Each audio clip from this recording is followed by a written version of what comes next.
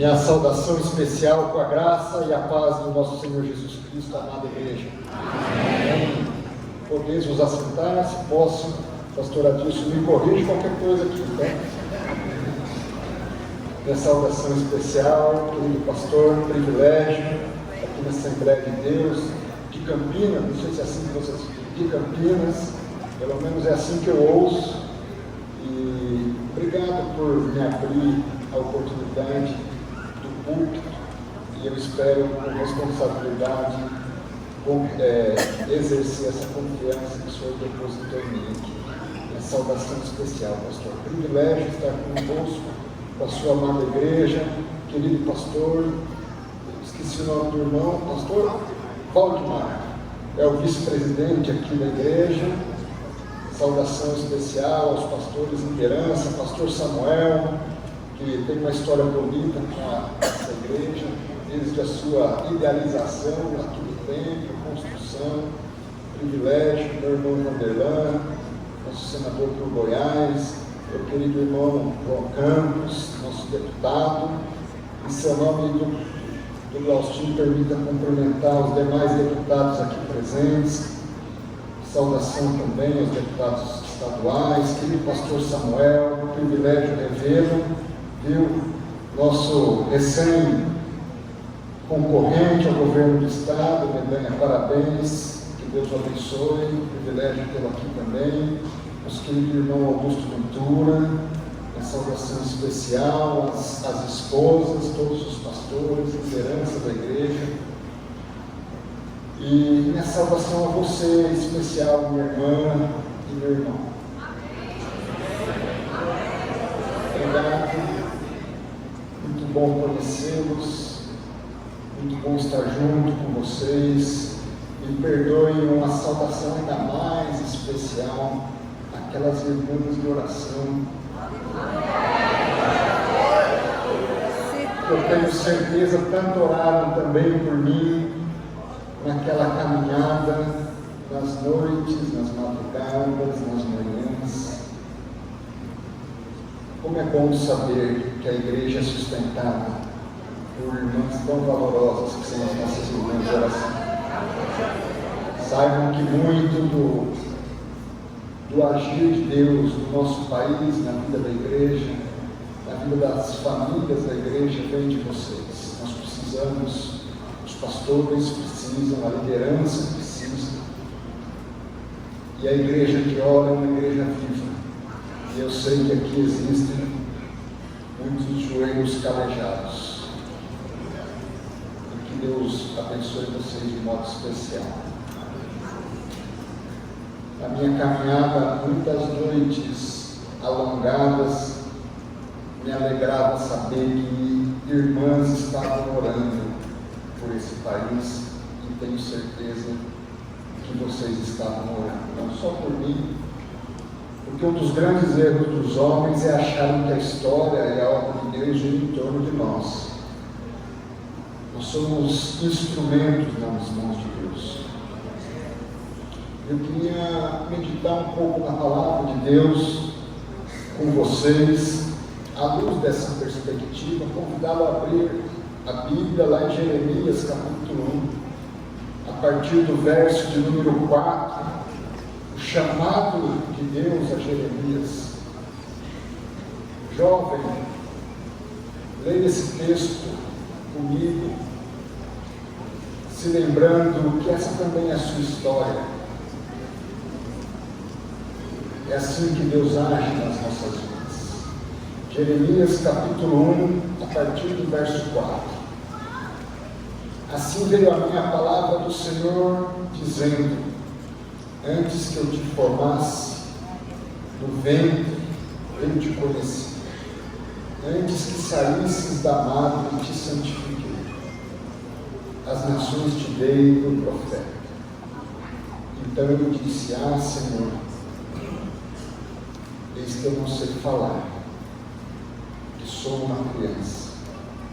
Mas o Senhor me disse: não digas eu sou uma criança, porque aonde quer que eu te guiar, irás, e tudo quanto eu te mandar, dirás. Não temas diante deles, porque eu sou contigo para te livrar, diz o Senhor. Estendeu a sua mão e tocou-me na boca, e disse o Senhor: eis que põe as minhas palavras na tua boca. Até aqui. Deus, fala aos nossos corações,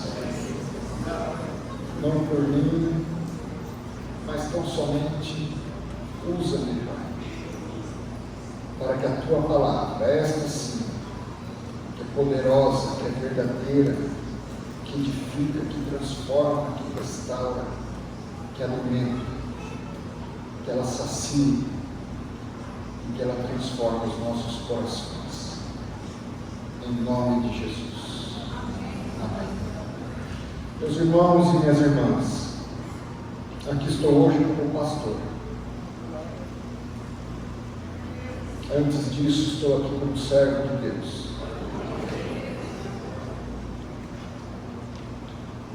Porque muitas das vezes, na correria da vida, nós nos esquecemos das essências da vida. Talvez você se questione qual o propósito de Deus para a minha vida. E você, jovem, qual o propósito de Deus para a sua vida? E você, jovem mais experiente, aí na casa dos 30, 40 anos, já enfrentando tantas dificuldades, tantos desafios, tantos dilemas por vezes, o que Deus quer de fato na minha vida?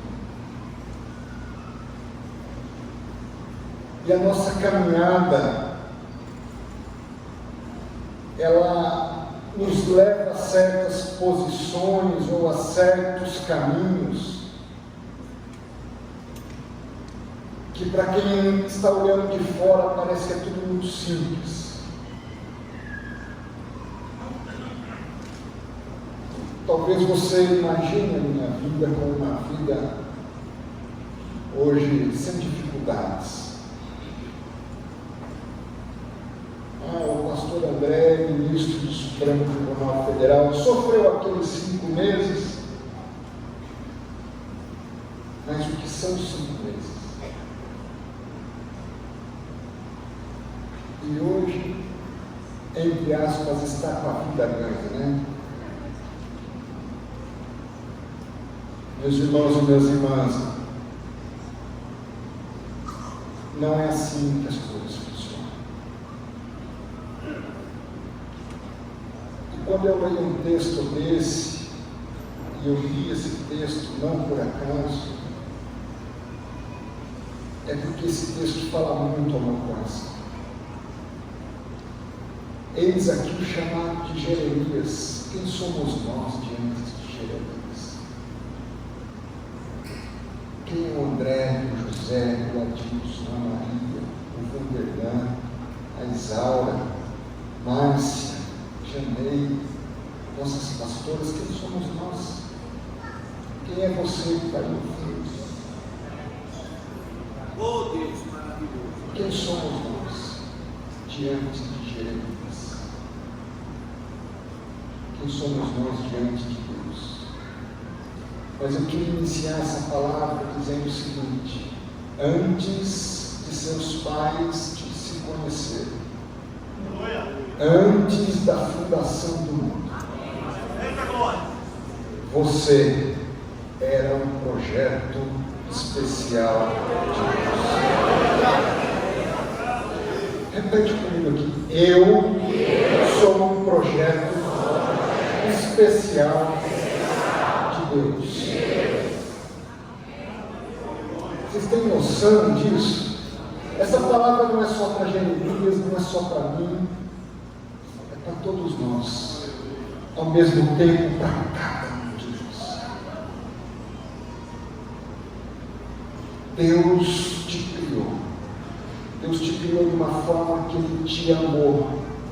Ele projetou os seus caminhos das crianças recém-nascidas aos mais anciãos e as mais experientes, mulheres de oração dessa igreja. Deus nos formou para um projeto especial. E isso nos faz então parar e falar: Jesus, Deus, mas eu também, como Jeremias, não passo de uma criança. Mas Deus diz: não diga que não passa de uma criança, porque eu tenho uma obra para a sua vida. Só que essa obra, ao mesmo tempo que Deus olha com um amor extremo para nós, ela não é centrada em nós. E talvez um dos maiores erros dos homens seja imaginar que os projetos de Deus giram em torno de nós, ou que os projetos do mundo devem girar em torno de nós. Ao mesmo tempo que Deus nos ama de uma maneira singular, o grande projeto é a honra e a glória do seu nome. E a partir dessa dupla dimensão, onde Deus nos ama e quer construir um projeto, uma história especial nas nossas vidas, nós precisamos, ao invés de nos inflarmos, nos esvaziarmos. Ao invés de nós crescermos, nós diminuirmos. Porque convém que Ele cresça e que eu diminua. E a partir dessa perspectiva, meus irmãos e minhas irmãs, Deus vai nos fazer crescer e caminhar. Eu ouvindo a palavra de Deus ontem, no Evangelho de Mateus, capítulo 6, a palavra de Deus nos diz que nós podemos ter ali na narrativa do Sermão do Monte duas espécies básicas de caminho. E veja, Jesus falava a um povo que era o seu povo. Um caminho onde se ajuntam tesouros no céu e um outro caminho onde se ajuntam tesouros na terra. E se você é especial, e eu tenho certeza que você é especial, e se você quer ver a obra de Deus na sua vida, e eu tenho certeza que Deus age e agirá ainda mais na sua vida. A segunda pergunta, a segunda grande colocação que eu faço é: onde está o seu coração? Quando você entra na igreja para ouvir a palavra de Deus, onde está o seu coração? A sua mente, a sua perspectiva de vida, os seus projetos. Isso é sério. Estão pensando nos tesouros do céu, ou em como angariar tesouros no céu, ou em como angariar tesouros na terra?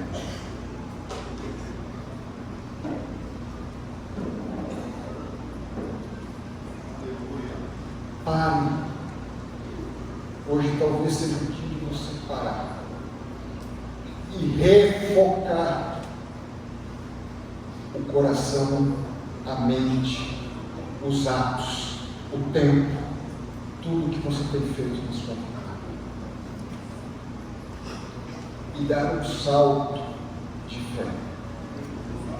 E acreditar nessa palavra de Deus, vinda a Jeremias e vinda a você. Eu vou te constituir. E onde eu te enviar, você vai falar. Seja na igreja, seja na empresa, seja nos palácios, seja nas repartições públicas, você vai ser minha testemunha. E eu vou fazer obra na sua vida.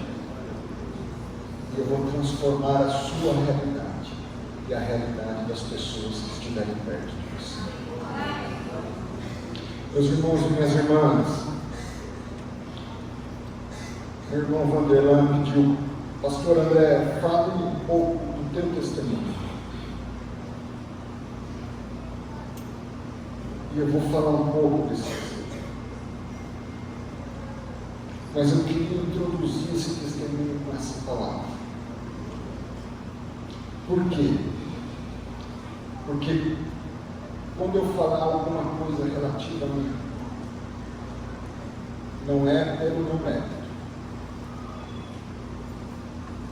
e muito menos para meu engrandecimento. Porque deixa eu dizer uma coisa para vocês: não fosse Deus na minha vida, nem nascido eu teria.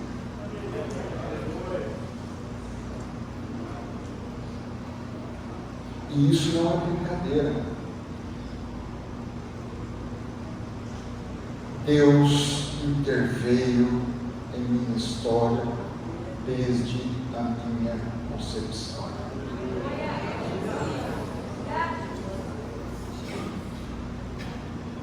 E desde o meu nascimento, eu poderia ter trilhado N caminhos na vida. E você também.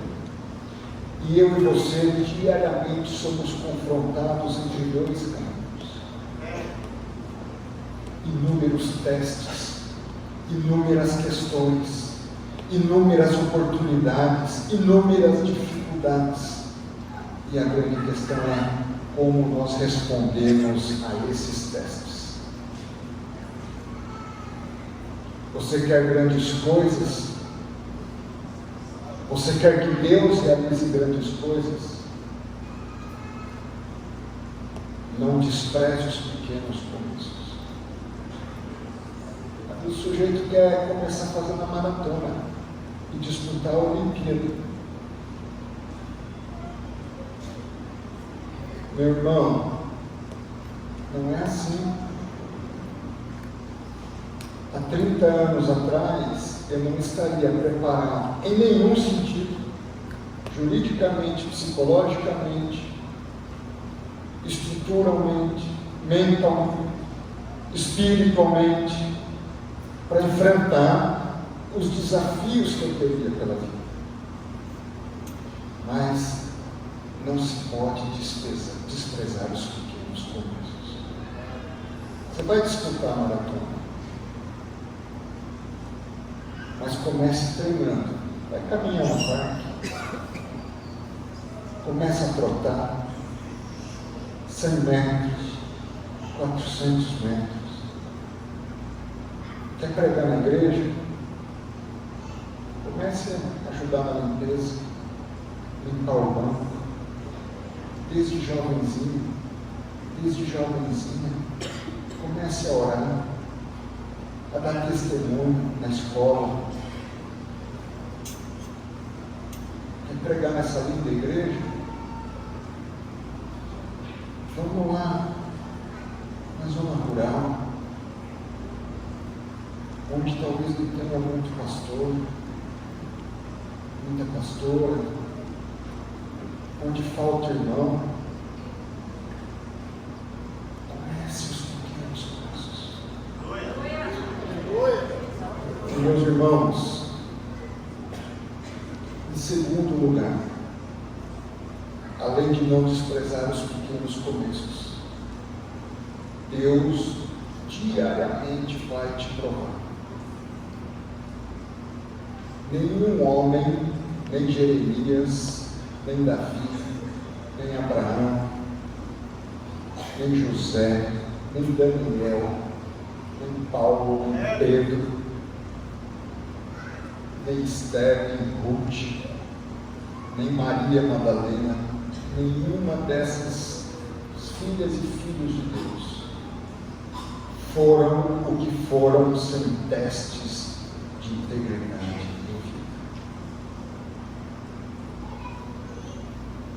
Deus vai provar. O ouro se purifica no fogo, nas provas e nas dificuldades. Só que as provas e as dificuldades para o filho e para a filha de Deus não são para destruição, são para crescimento, são para superação, são para demonstração de fé, de esperança, de dependência de Deus, de humilhar-se diante de Deus. Quer estar em pé diante dos homens? Esteja de joelhos diante de Deus.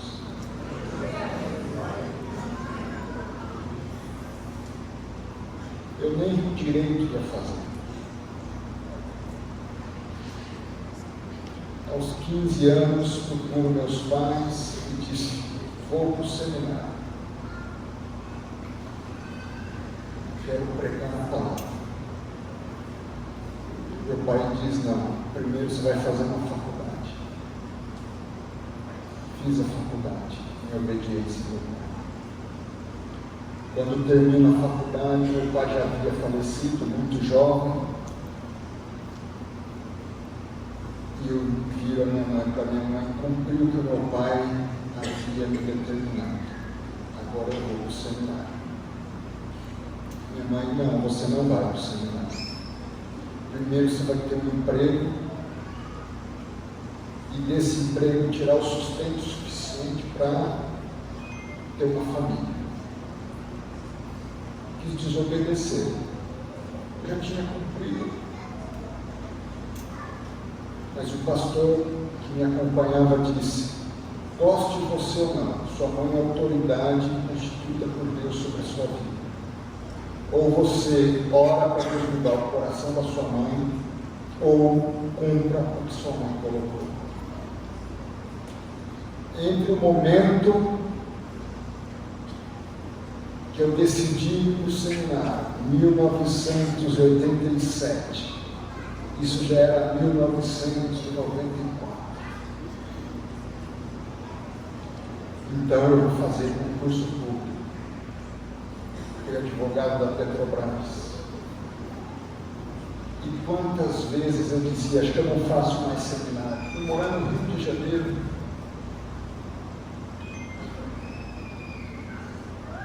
Tudo me levava a não ter um dia de ir para o seminário.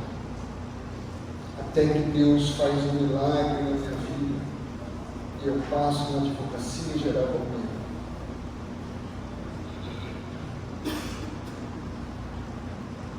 Eu me lembro, por que milagre?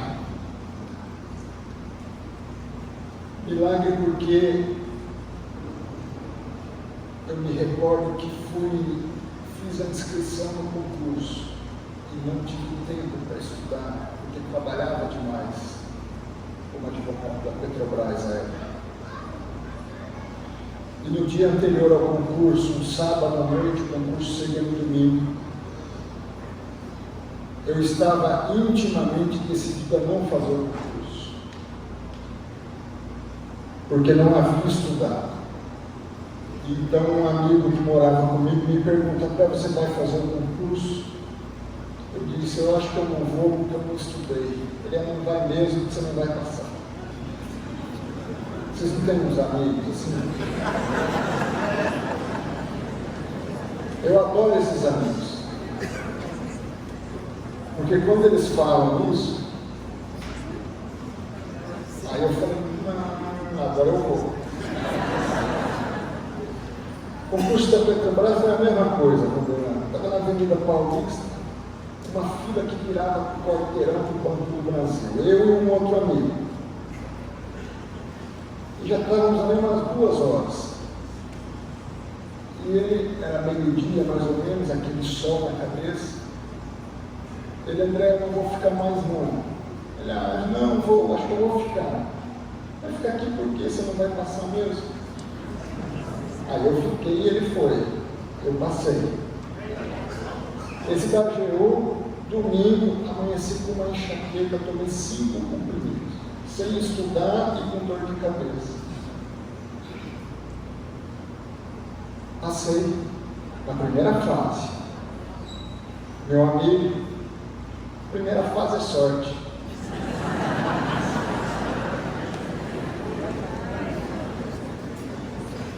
tirei 30 dias de férias, fui para a casa da minha sogra, era noiva da Janeiro, me tranquei no quarto, só saía para ir no banheiro e comer. Passei na segunda fase. Deus usa certas pessoas para nos desanimar. Sabe aquela pessoa que te desanima, que te distrai? Você fala, não, isso tem que me motivar a ir à frente. É assim. O crente é assim. O crente vê uma dificuldade, mas vê ali, enquanto todo mundo vê a dificuldade, o crente vê a esperança. Vê que Deus é aquele que transforma, que confunde as coisas sábias através das loucas, confunde os que são através dos que não são.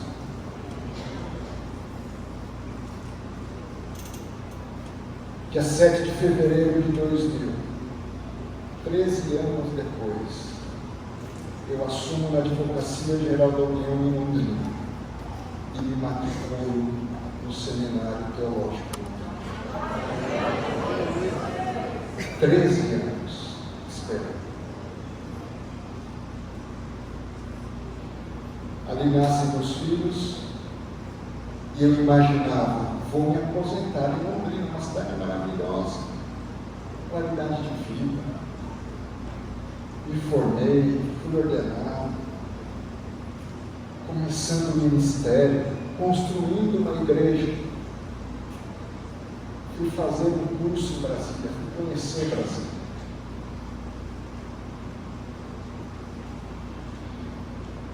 Maio de 2005. Nessa ida a Brasília, numa sexta-feira, o corregedor-geral, numa grande mesa, convoca uma pessoa que ele queria que ficasse 60 dias em Brasília. Eu estava na outra extremidade da mesa, todo mundo veio dizendo não. Chegou em mim, eu também disse não. O que eu ia fazer 60 dias em Brasília com a minha esposa, com 2 filhos recém-nascidos, com a minha igreja? Não tenho o que fazer em Brasília. Ao sair do restaurante, o meu chefe regional vira para mim, André, eu não posso dizer não ao corregedor geral. Eu te ajudei. Eu recriei a procuradoria em Maringá. Isso dividiu o trabalho de vocês, redistribuiu o pessoal, você ganhou mais um advogado da União na procuradoria. Você vai ter que ficar os 60 dias aqui. Eu disse, Luiz, eu não posso. Não, mas eu não aceito não. Então, me dê, segunda-feira eu vou falar com a Janeiro, eu te dou uma resposta. Certo que a Janeiro ia dizer, sem condições. E aí eu contei a história, a Janeiro, é verdade, ele te ajudou muito. Eu aceito ficar 60 dias. Desde que você volte de 15 em 15 dias, passar um fim de semana. Cheguei no dia 29 de agosto de 2005 para ficar esses 60 dias. Me apresento. O servidor que me atende, prazer, André Mendonça, procurador seccional em Londrina. Estou me apresentando aqui, que eu fico 60 dias aqui para fazer tal atividade. E ele começou a rir de mim. Eu falei, eu não estou entendendo o que está acontecendo. Você não volta antes de Natal. E de fato, nesse íntegro, o corregedor-geral me convidou 3 vezes para assumir o cargo em Brasília. Eu disse não. Na 4ª vez, para não dizer não novamente, eu coloquei uma condição que era para ele dizer não aceito. Ele me dá 30 dias para pensar. E ele disse, tá bom, eu lhe dou. Então, leva a Janeiro as crianças para Brasília. Vamos olhar Brasília de uma forma diferente. E ela não querendo ir. Mas nós orando a Deus, e um dia conversando, eu disse a ela: Janeiro, eu sei como será toda a minha vida em Londrina, até me aposentar. Trabalhar nos mesmos processos, nos mesmos casos, vou cuidar das igrejas, vamos passar as férias assim, assado, e talvez passe todos os meus dias me perguntando o que teria sido de mim se eu tivesse ido para Brasília. Vamos fazer a experiência de um ano. Se nós não nos adaptarmos, nós voltamos.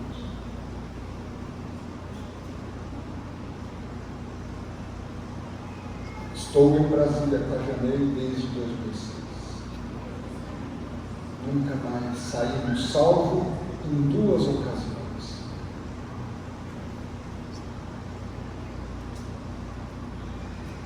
Por quê? Você deve imaginar que o André é um gênio. Não deve? Não sou. Aliás, se eu fosse acreditar na minha professora, quando eu tinha 8 anos, era justamente o contrário.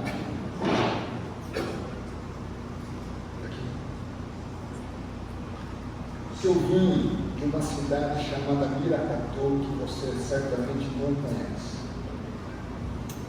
que hoje tem 22, 23 mil habitantes, na região mais pobre do estado de São Paulo.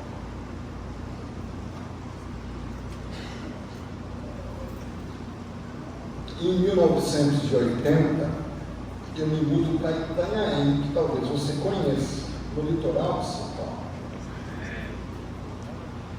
E me apresento com 8 anos à professora. Ela pergunta: e você, quem é e de onde veio? Meu nome é André, eu vim de Miracatu. Ela: ixi, só vem gente burra daquele lugar.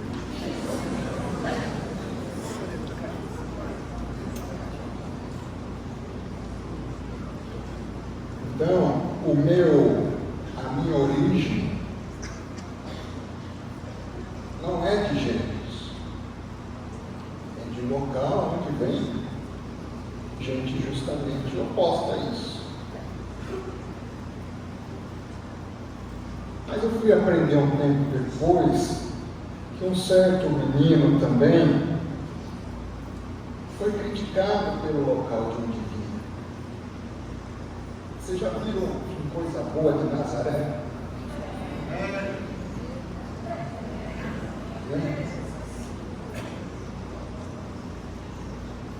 Talvez tenha vindo alguém bom de Nazaré. Alguém que dá um salto.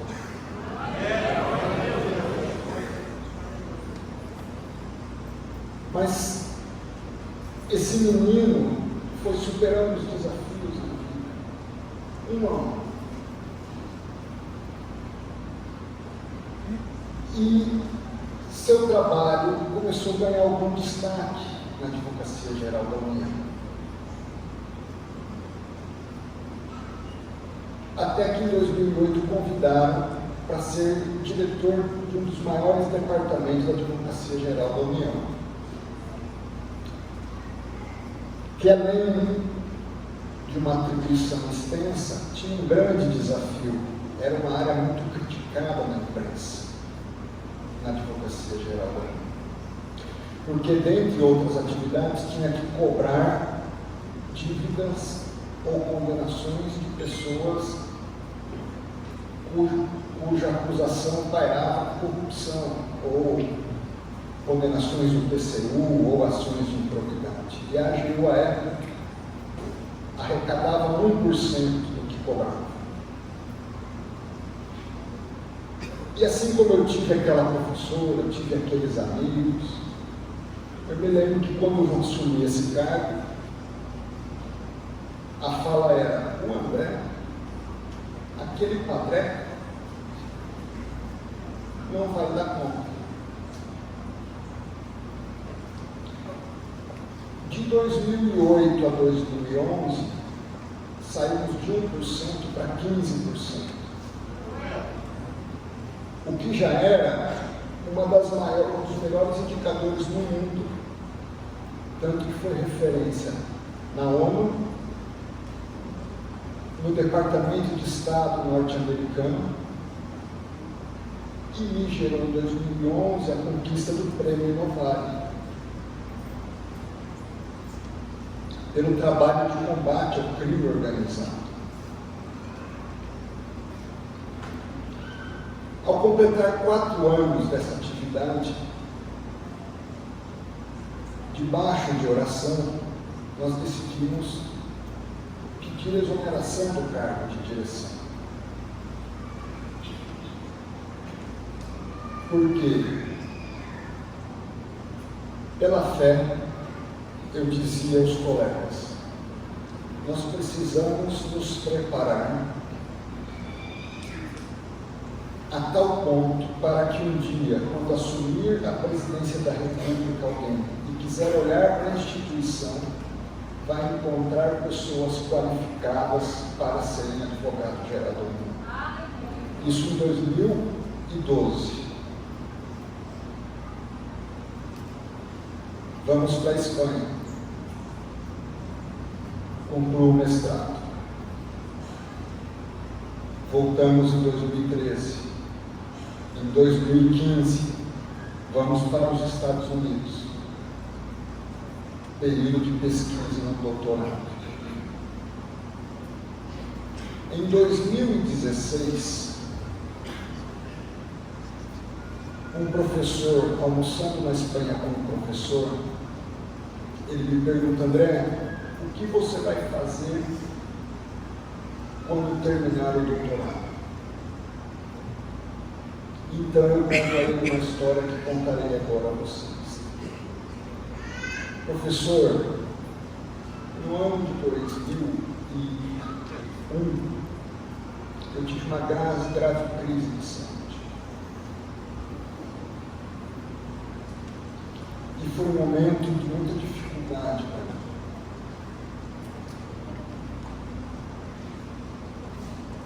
E eu sempre procurei servir a Deus na igreja e não entendi aquilo. O que Deus estava fazendo aquilo comigo? Eu tinha acabado de entrar no seminário, pai, tornado pai, com 29 anos, minha vida pela frente. E Deus me fez passar por uma crise. Uma crise até existencial, em função daquela situação. E eu me achava até aquele momento um super-homem. E queria escrever lindas histórias para Deus através da minha vida. E a partir daquele momento e de um processo de busca a Deus e de até dependência ainda maior de Deus, aliado a questionamentos junto a Deus, eu percebi que eu precisava mudar o foco da minha vida. E escrevi alguns poemas naquele período. E um dos poemas dizia basicamente o seguinte, eu não tenho o resgate desses poemas hoje, mas dizia, durante muito tempo eu quis escrever, professor, lindas histórias para Deus através da minha vida. Mas hoje eu descobri que eu não sei escrever. E eu decidi então entregar a caneta da minha vida para Deus.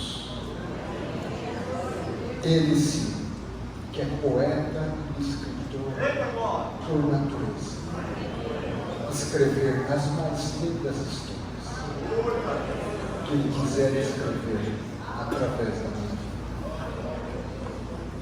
Então, professor, eu não sei o que eu vou fazer depois do doutorado. Eu sei que eu decidi me preparar para qualquer história que Deus quiser escrever através da minha vida. Isso era 2016. Eu concluo meu doutorado em abril de 2018. E curioso que aquele menino de 8 anos, que se um dia teve aquele atestado, eu diria até impensado daquela professora, ao terminar de defender a sua tese, na Universidade de Salamanca, na Espanha, uma universidade com mais de 800 anos de história, ver o diretor do programa se levantar para dizer: o André, pelo seu esforço, pelo amor ao seu país, pelo testemunho que ele deu perante toda a universidade e pelo trabalho que ele produziu, foi o melhor aluno que já passou por este programa.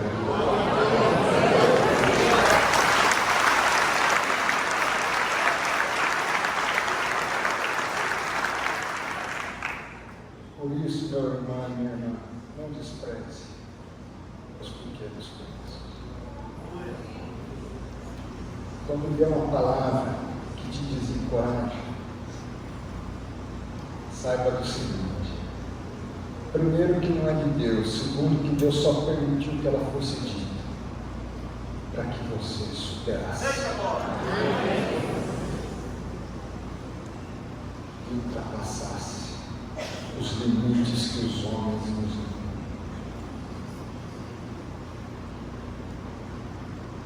Em 2018, eu que havia dito em 2012 com uma série de colegas: nos preparemos, porque um dia alguém vai assumir a presidência, vai olhar para a instituição e buscar alguém na instituição preparado para assumir. Eu sou posto sem conhecer, e conheci o presidente da República no dia em que ele me confirmou. E ao ser posto diante dele, me é dito: André, você só está aqui porque nos chegou o seu currículo e vimos que você já prestou relevantes serviços ao país. E o presidente da República quer me ouvir. Depois de 40 minutos, ele disse: prepare o Twitter do rapaz. Ele é o novo ministro-chefe da Advocacia Geral da União.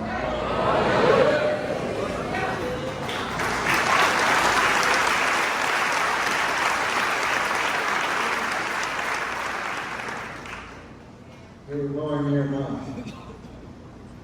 depois daí você conhece uma boa parte da história.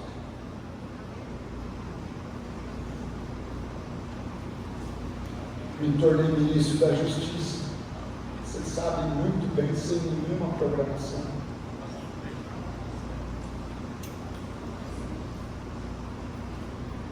Até que o presidente da República decide me indicar para o Supremo Tribunal Federal.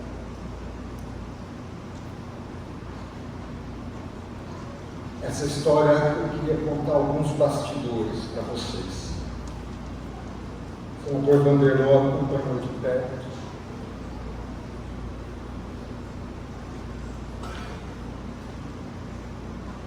As pessoas olham para mim e me acham muito ponderado, muito calmo. Minha esposa, não sei se concorda com isso, mas acho que sim, eu sou uma pessoa calma. ao mesmo tempo teimoso. E o presidente um dia, André, você é muito calmo. Eu sou o presidente. Eu sou tão calmo, contar um detalhe fora do contexto aqui, Vanderlei. O presidente dorme pouco. Ele ia dormir, agora ele dorme mais cedo. Ele ia dormir, João, às 2 da manhã. Por que eu sabia disso? Porque era o último horário que ele mandava no WhatsApp. Mas às 5 da manhã ele já mandava no WhatsApp. Mas eu não acordava 5, eu acordava 7, 7 e meia. Mas um dia ele me ligou 6 da manhã.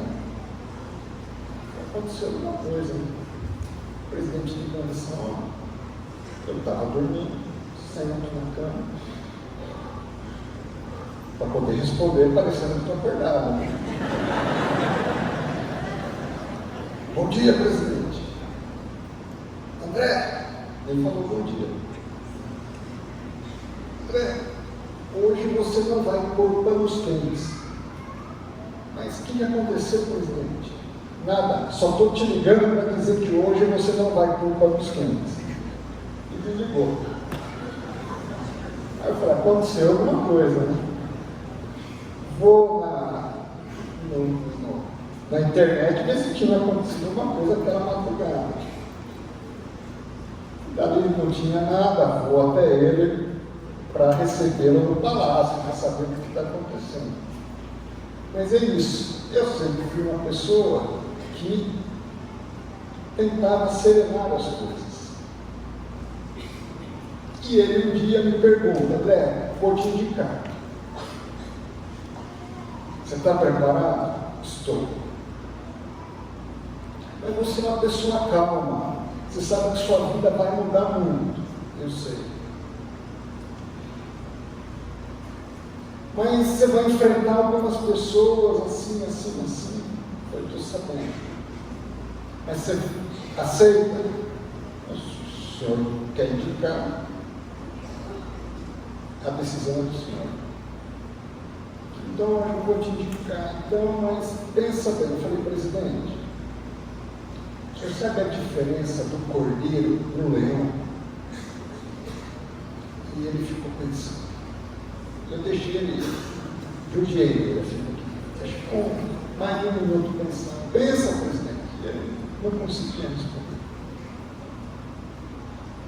Presidente, não tem diferença. Como não?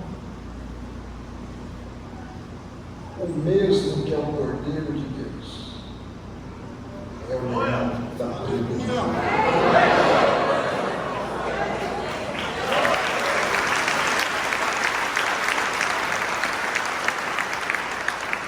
Sabe por que eu estou te dizendo isso, presidente? O crente tem cara de cordeiro, e é cordeiro. Mas quando é preciso, sabe ser leão.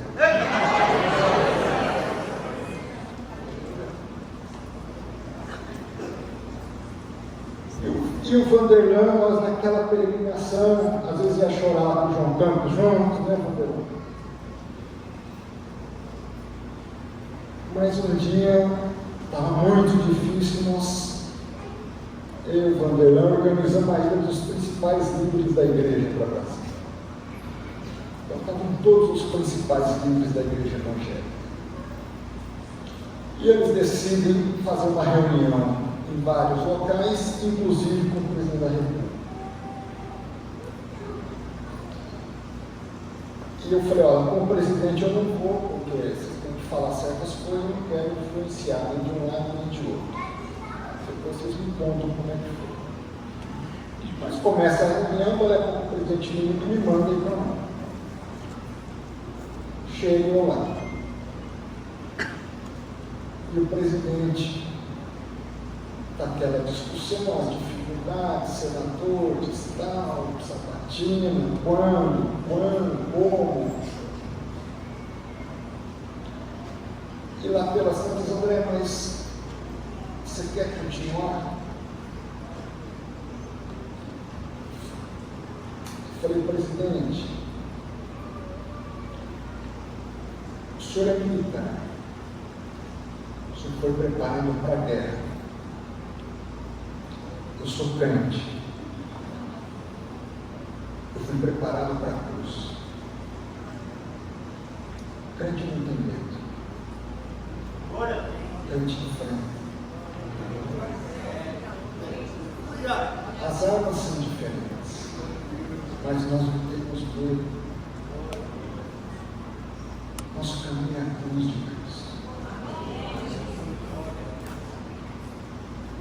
Pouco tempo depois, uma grande autoridade desse país me chama.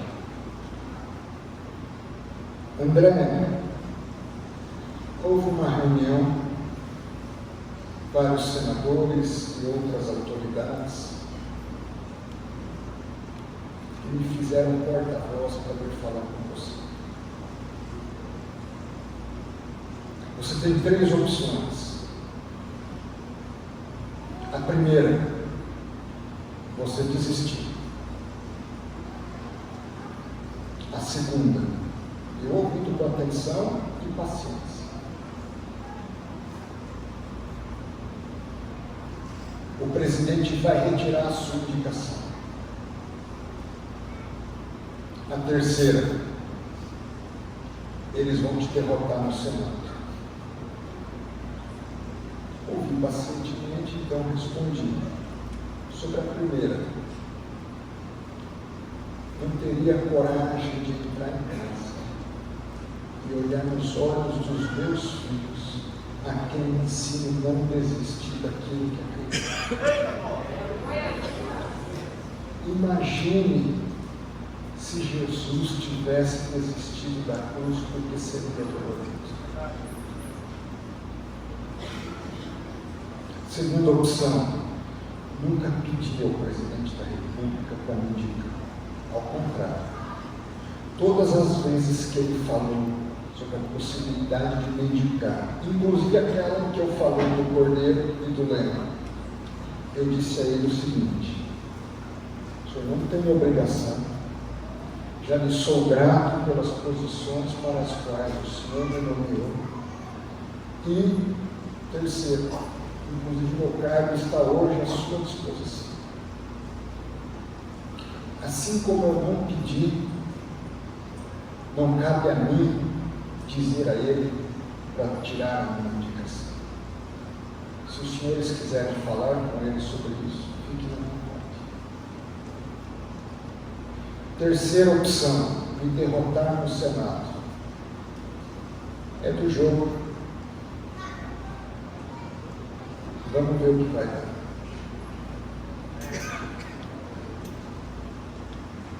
Não disse para não constranger. Vocês estão lutando com o André. Quem está batalhando por mim é o meu Deus. Por isso, senador Vanderlei, em nenhum momento, nos mais difíceis momentos, onde portas se fechavam, onde tripudiavam na imprensa, eu deixei de acreditar com toda a certeza da minha alma que Deus estava naquele processo. Por isso, meus irmãos e minhas irmãs, eu fui até o final, porque o crente não desiste, porque o crente não pede a homens, ainda que seja por milagre, e porque o crente vê na derrota ou na vitória não a perspectiva humana, mas a perspectiva de obediência aos princípios e aos valores do reino de Deus. Porque para o crente, viver é Cristo e morrer é lucro. O mundo ainda não conhece, e o Brasil ainda não conhece a coragem, a integridade, a força, a fé, a esperança, a persistência, a perseverança do crente. Meus irmãos e minhas irmãs, porque quando a gente sabe que Ele nos amou desde antes da fundação do mundo, e que Ele nos chamou, mesmo sendo nós crianças, a ponto de dizer: não diga, não passo de uma criança, e onde eu te enviar, você vai, e vai dizer a ponto de dizer às nações e aos reinos, verso 10, quando for necessário para arrancar, quando necessário para derrubar, quando necessário para destruir, quando necessário para arruinar, e também quando necessário para edificar, para plantar. Você foi chamado para derribar aquilo que não é de Deus, e para semear, plantar e construir aquilo que é de Deus. E só uma pessoa pode parar você: Deus. Ou você se afastar de Deus. Por isso, meu apelo essa noite é: onde está o seu coração? Onde estão os teus tesouros? Onde estão os teus projetos? Por que você está trabalhando tanto? Por que você está estudando tanto? E a minha palavra é: trabalhe, estude. O problema não é em trabalhar e estudar tanto. Ao contrário, aí está muitas das vezes a solução. Mas a pergunta é: por quê? Para você mesmo? Para os seus filhos? Ou para Deus? Construa a sua vida sobre a rocha, que é Jesus Cristo. Se você ainda não fez isso, faça essa noite. Você pode estar 10, 20 anos aqui, mas se você não tem feito isso para Jesus, mude essa noite. Você pode ter vindo apenas hoje nessa igreja, mas você veio aqui porque Deus te ama, te chama e quer transformar a sua vida, mudar a história da sua vida, mudar a história daqueles a quem você for, e Ele vai te mandar para o Goiânia, do Goiás, pelo Brasil. Que Deus confie neste mundo, que Deus te abençoe.